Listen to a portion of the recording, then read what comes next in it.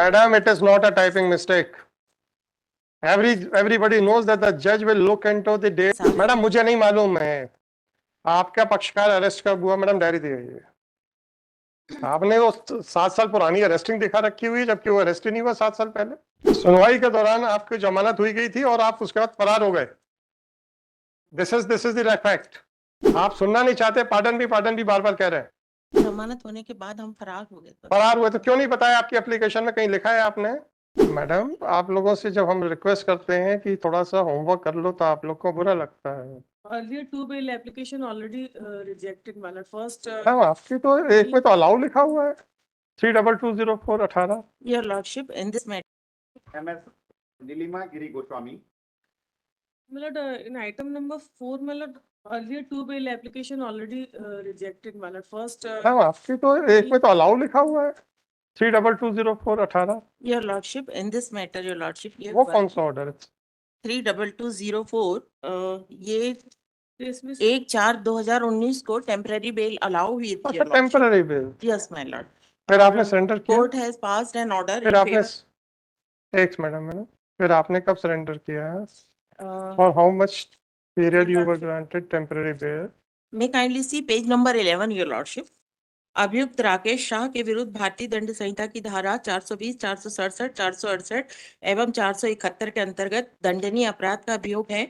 अभियुक्त राकेश शाह द्वारा विभिन्न आहत गण से कंपनियों से नौकरी दिलाने के प्रलोभन मैडम में इनकी अरेस्टिंग कब है? योर लॉर्डशिप, हमको टेम्पररी बेल मिल गई थी और टेम्पररी बेल मिलने में हाईकोर्ट ने, ऑनरेबल हाईकोर्ट ने ऑर्डर किया था कि आप इसमें 4,77,000 रुपए आप पे करिए। और इस बीच क्या हुआ ये लॉर्डशिप, कोविड-19 जो हुआ था, लॉकडाउन हो गया और हम वो पेमेंट नहीं कर पाए। Thereafter your lordship, court has again passed an order कि आप 8-10 ये ऑर्डर हुआ था 8-10/2021 को कि आपने अमाउंट पेमेंट नहीं किया है। उसी बीच क्या हुआ ये लॉर्डशिप, मैं काइंडली मैडम आपने सरेंडर कब किया है? I have surrender before the honourable court and he कब मैडम? तारीखें बताइए प्लीज। ये हमने सरेंडर किया है ये लॉर्डशिप 22/2/24 को। और आपने अपनी अरेस्टिंग दिखा रहे हैं 2017 से। नो ये लॉर्डशिप। हाँ, आपकी अरेस्टिंग कब है? डेट ऑफ अरेस्ट आपने 2017 लिखा है, 8/12/2017। ऑनरेबल कोर्ट ने जब पैसे अमाउंट जमा मैडम करने प्लीज, 8/12/2017 आपने लिखा है date of arrest. Is typing mistake your no, lordship. my lord, at Bharat. Madam it is not a typing mistake. Everybody knows that the judge will look into the dates which you have given in the format. And if a person is behind the bar for 7 years, it is a good case for grant of bail, irrespective of the allegations. Madam, when you were arrested, please tell me.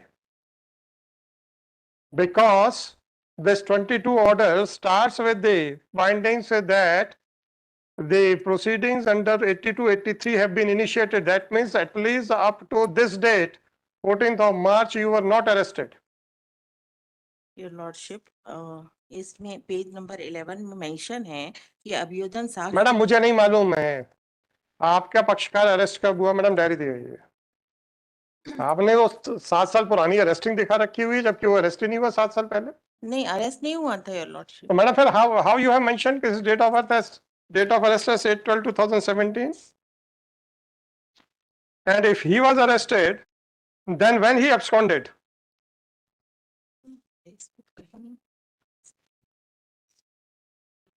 सुनवाई के दौरान आपकी जमानत हुई गई थी और आप उसके बाद फरार हो गए।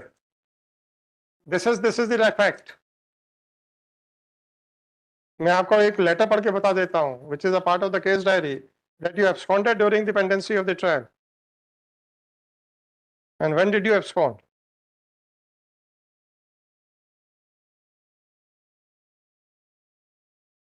May kindly pardon me, your lordship.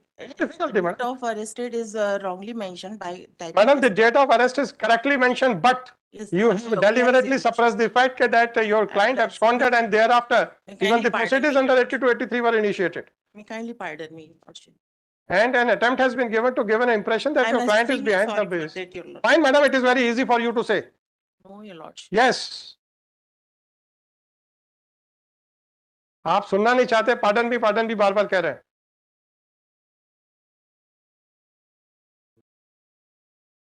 जमानत होने के बाद हम फरार हो गए तो फरार हुए तो क्यों नहीं बताया? आपकी एप्लीकेशन में कहीं लिखा है आपने? Because I have no challan copy. Madam मुझे नहीं मालूम, पक्षकार के लिए अपीयर हो रहे हैं, पक्षकार का पैरोकार आपके पास है। जी madam. So this is under 439। Now when you have been arrested now? ये लॉर्डशिप हम पैसों की व्यवस्था करते रहे, कोर्ट ने बोला 4 कब अरेस्ट हुए मैडम? 2022 में आपकी एप्लीकेशन खारिज हो गई। हम सरेंडर हुए और अरेस्ट हुए उसके बाद ये लॉर्डशिप। मैडम अरेस्ट की डेट नहीं बताएंगे, और ऑर्डर के हिसाब से आप अभी तक अरेस्टेड नहीं है, और आपने 439 लगाई हुई है। लॉर्डशिप 13 हमने वहाँ कोर्ट में सरेंडर हुए। और कब हुए मैडम? ये 22/2/2024 को ये लॉर्डशिप। कहाँ है ऑर्डर? कैसे ये पेज 10 में है, जो डिसमिस हुई है बेल। बेल डिसमिस हुई है लॉर्ड 22/2/2024 पेज नंबर कहाँ 10। लिखा है कि आपने कब सरेंडर किया? Then Melody, one ये more जमानत पत्र के माध्यम से ये बात कही गई है कि आज तक उसके द्वारा कोई जमानत आवेदन प्रस्तुत नहीं किया गया था। क्या झूठ लिखते हैं? Melody, one more ये- application ये also का- decided by the कौन सी? decided on 5/7/2018. That is MCRC number 18935. 18935/2018.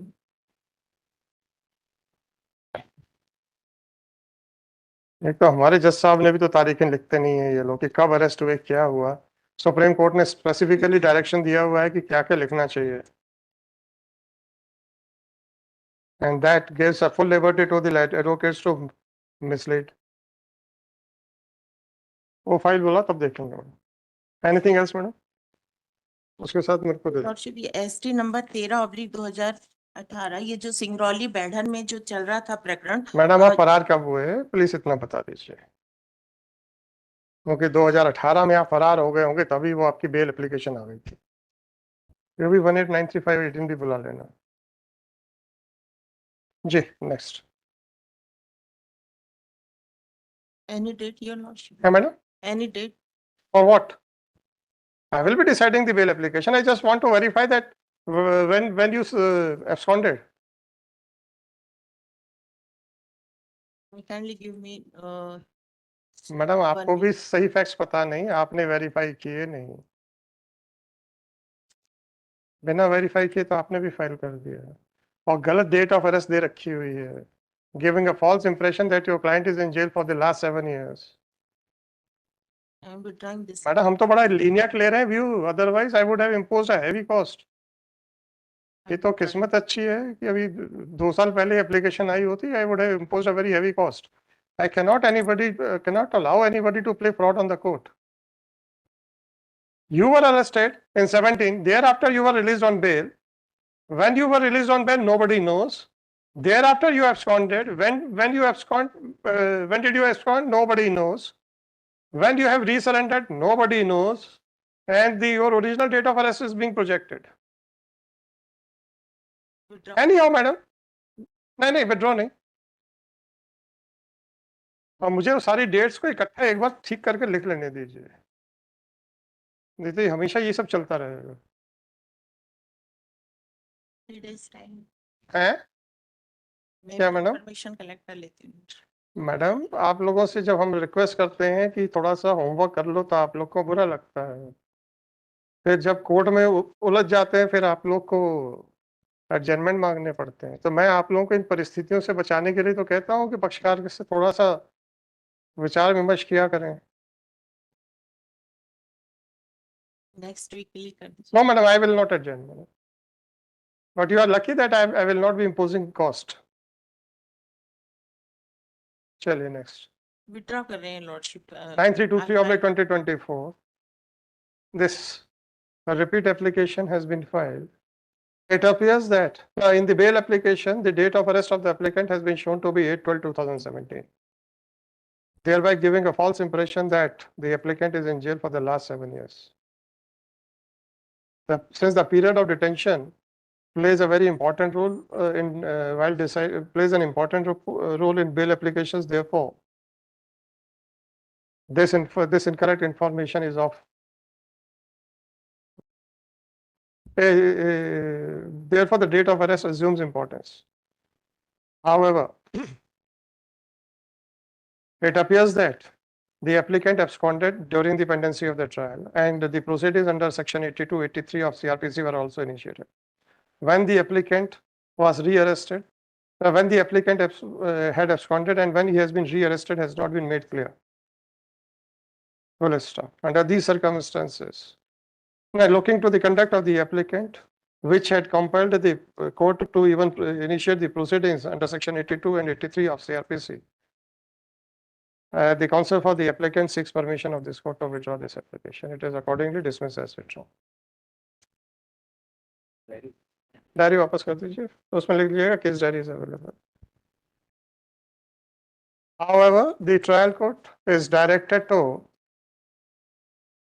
clearly mention all the relevant facts while deciding the bail applications. The Supreme Court in the case of so and so has held as under the date of absconding, the date of rearrest have not been mentioned in the order. Furthermore, once the applicant was already granted bail, then how any subsequent bail application can be treated to be the first application has also not been clarified by the trial court. Accordingly, the district and sessions judge Singrauli is directed to inform all the courts about the law laid down by Supreme Court in the case of so and so.